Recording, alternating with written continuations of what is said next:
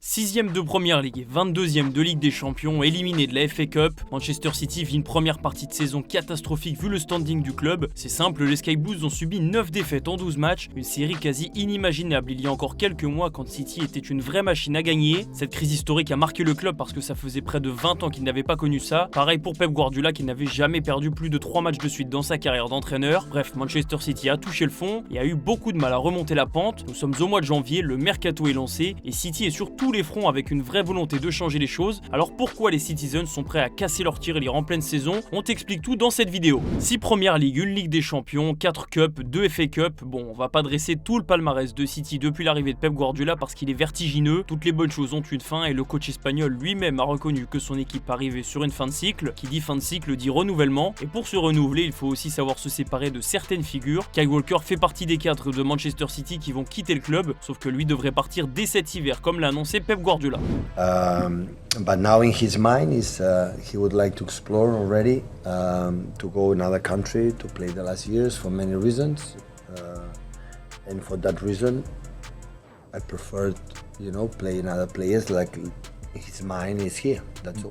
Sauf changement de dernière minute, Kyle Walker devrait être remplacé par des solutions déjà présentes en interne. Rico Lewis a montré qu'il pouvait jouer à ce poste, Manuel Akanji y a déjà joué aussi. En revanche, du côté des arrivées, ça va quand même bouger. Manchester City veut du neuf dans son effectif et ça démarre par la défense. Selon nos informations, le défenseur du RC Lens, Abdoukodir Kouzanov, est à un pas de City. Un accord a même été trouvé entre les deux clubs autour d'un montant de 50 millions d'euros. Un très gros transfert de la part des Sky Blues, surtout pour un joueur qui a été acheté 100 000 euros il y a 1 an et demi à peine. Manchester City avait un peu perdu l'habitude de claquer des sommes monstrueuses depuis quelques temps. Visiblement, le club anglais est prêt à relancer la machine et Kouzanov ne devrait pas être la seule recrue. Toujours selon nos informations, Omar Marmouche, le serial buteur de l'Eintracht Francfort, veut s'engager avec Manchester City. Un accord est proche d'être trouvé pour un montant de 80 millions d'euros. Le directeur sportif de Francfort a même clairement ouvert la porte à un départ de sa star. En gros, nous avons dit que nous voulions garder l'équipe ensemble, mais quand quelque chose d'extraordinaire se produit, nous devons tout repenser, a déclaré Markus Krösche, le dirigeant allemand. Il faut dire que Manchester City a vraiment besoin d'un attaquant supplémentaire. Le départ de Julian Alvarez n'a pas été compensé et quand Erling Haaland a une période de moins bien, ce qui est arrivé cette saison, Guardiola manque clairement de solutions offensives. Omar Marmouche a un profil qui colle aux attentes des Sky Blues. Maintenant, il va falloir que le deal aille jusqu'au bout. En tout cas, Pep Guardiola reste méfiant et ne veut pas parler de ce dossier pour le moment. Player for another clubs, I'm not saying an answer. You can say every single press conference talk about the transfer window until the end. I'm not going to answer one question.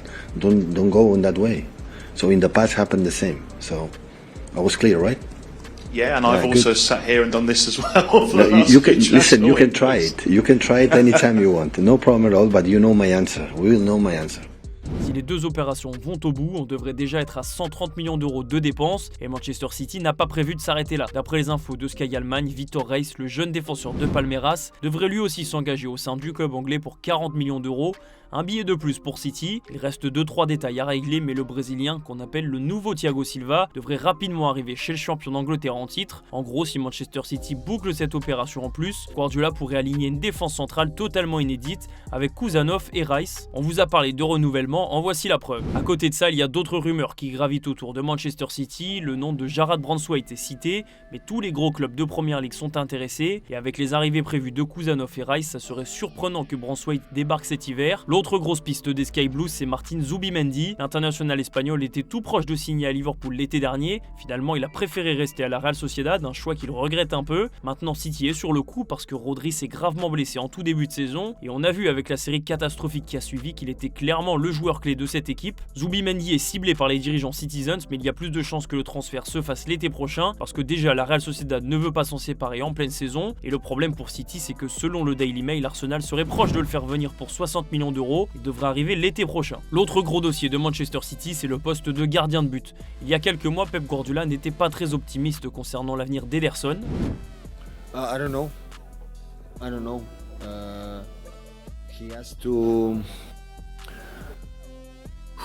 see maybe another options, and of course I would like to stay, but it depends now on the clubs, and I don't know really the situation because there's no contacts in the last days. And L'international brésilien est courtisé en Arabie Saoudite et ces dernières semaines, il a perdu sa place au profit de Stéphane Ortega. Manchester City prépare la succession d'Ederson et selon nos informations, il y a 3 profils qui intéressent les dirigeants mancuniens: Zion Suzuki qui joue à Parme, Vanja Milinkovic-Savic du Torino et Michele Di Gregorio de la Juventus. Ce dernier est la priorité et des contacts ont déjà été établis entre les deux parties. Seulement, c'est un dossier qui coûte cher pour Manchester City. C'est pour ça qu'une délégation du club anglais est allée observer le match entre le Torino et Parme. Hasard du calendrier, il y avait Suzuki et Milinkovic-Savic sur le même terrain. Bref, Manchester City devrait vite bouger sur un gardien de but. La question qu'on peut se poser, c'est pourquoi City a prévu autant de mouvements alors que ces dernières saisons, le club a été plutôt raisonnable sur le mercato. C'est simple, Pep Guardiola veut renouveler son effectif. Déjà, le coach espagnol a prolongé son contrat jusqu'en 2027. Une très grosse décision parce qu'il semblait prêt à quitter City. L'ancien entraîneur du Barça et du Bayern avait justifié sa décision. I felt I could not leave now. Simple as that. Don't tell me the reason why. Maybe the fourth defeat was the reason why I felt that now I cannot leave. And yeah, I felt the club still, want me or have the fact that they were together, and that's why we signed.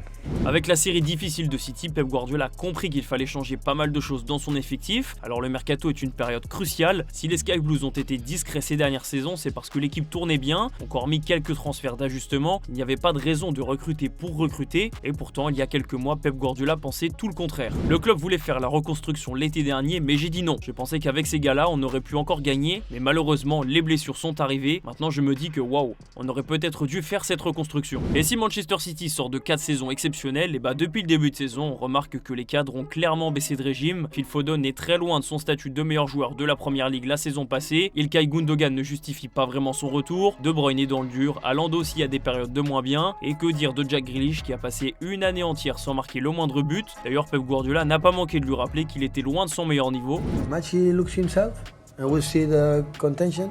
So they have to compete themselves. And now Savinho is in better shape and everything than Jack. And that's why I played Savinho. I wanted Jack for the travel. Yeah, but I try to be honest with myself. À côté de ça, il y a aussi les blessures. En tête de liste, la rupture des ligaments croisés de Rodri. C'est le vrai coup dur de la saison pour Manchester City. Kevin De Bruyne a mis du temps à revenir. John Stones, Ruben Dias, Grealish, Ederson, Walker. Quasiment tout le monde a été blessé cette saison chez les Sky Blues. Pep Guardiola n'arrêtait pas de le répéter lorsque City a enchaîné les défaites. Il avait besoin d'un effectif pas aussi décimé par les blessures. Au-delà de tout ça, Manchester City semble arriver vers la fin d'un cycle. Cet été, Kevin De Bruyne sera en fin de contrat et pour le moment, le Belge ne sait toujours pas s'il va prolonger. Too obsessed with things right now. I know people will ask me questions about this, but there's not a lot I can say. There's not been a lot of talks, so I'm fine, I'm happy. I just want to play good football again, and the future we'll see. Ilkay Gundogan sera lui aussi libre. Il est revenu à Manchester City seulement un an après son départ à Barcelone et pour le moment on n'a pas retrouvé le Gundogan que City connaît. Pour 2025 c'est tout, en revanche d'ici 2026 il y aura beaucoup de cas à gérer. Bernardo Silva, Ederson, Stéphane Ortega, John Stones, tous seront en fin de contrat dans 1 an et demi et pour la direction de Manchester City il va falloir trancher, les garder ou partir sur un nouveau cycle. Si les Sky Blues ont prévu de dépenser autant, c'est pour inverser la tendance. Les périodes de creux ça arrive à tout le monde, y compris les machines à gagner. Pep Guardiola savait totalement que ce moment arriverait et pour rebondir il faut recruter. City a su le faire dans le passé pour remplacer des cadres comme Vincent Kompany, Yaya Touré ou encore Sergio Agüero. Quelques années plus tard, la mission est la même pour Manchester City. Ce qui peut aussi justifier toutes ces dépenses, c'est le fameux procès qui menace le club. Alors oui, cette théorie est un peu plus utopique, mais si Manchester City est sanctionné, il pourrait être interdit de recrutement, voire pire. Donc l'idée de mettre le pactole dès cet hiver et d'anticiper d'éventuelles sanctions peut avoir du sens. Côté sportif, Manchester City s'est fait à l'idée qu'on était sur une saison de transition. Pep Guardiola reconnaît déjà que la course au titre est quasi pliée pour son équipe. And the situation that we have is not realistic to think about in a big targets. Situation is think about as soon as possible one game and to will give the good momentum to continue, so and that will come back. Maintenant, Manchester City a quelques mois pour préparer la saison prochaine tout en essayant d'aller chercher ce qu'il y a à gagner cette année, pourquoi pas en Ligue des Champions, mais City est lancé dans un nouveau projet à moyen terme avec Pep Guardiola et sûrement avec un effectif largement modifié. Alors selon vous, quel joueur Manchester City doit recruter pour repartir de l'avant et redevenir la machine à gagner qu'il a été pendant des années? J'attends vos réponses en commentaire. C'est la fin de cette vidéo, merci beaucoup de l'avoir suivi. Comme d'habitude, n'oubliez pas de vous abonner si c'est pas encore fait et on se donne rendez-vous très vite sur Foot Mercato FC.